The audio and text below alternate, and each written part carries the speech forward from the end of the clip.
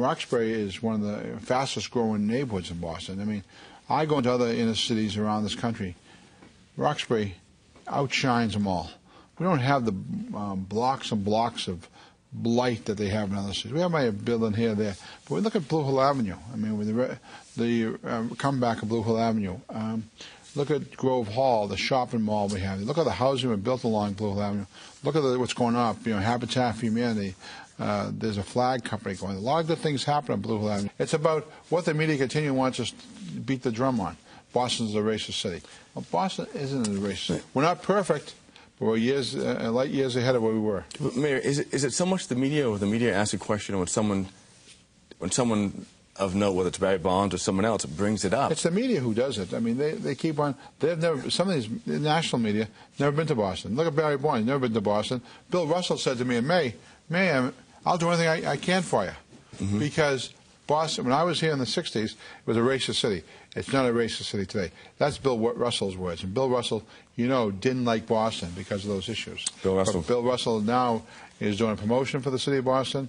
He's going to be one of the speakers of the National Convention because he believes Boston is a much different city today than it was when he played ball here.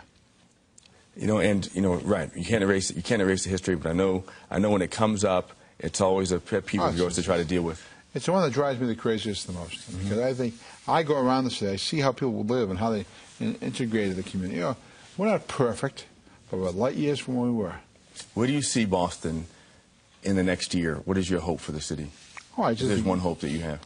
My hope is to continue the progress in education, make this a safer city, get over this, but also opportunities for some of these kids who are coming out of the Suffolk House County Correction. You know, reentry is a major issue with some of my kids. When you track some of my kids who get in trouble these days, they're incarcerated. They haven't the ability to get a job. That's a big problem for us. Are you going to run for mayor again? I love my job. It's the best job in America. So that means? I just love this job. So you're not going to answer the question, right? I'm telling you, Dan, I have fun every day. I enjoy it.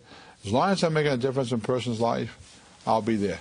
Once I find I'm not making a difference, I'm bored with it, I won't do it again. I just think, you know, you have a lot of challenges still out there. I mean, I've been mayor 11 years. I've still got some goals I have out there, personal goals to make this city better for everyone. Mayor Menino appearing on Basic Black some years ago, and we do know that he did enjoy his job and stayed in that job for 20 years.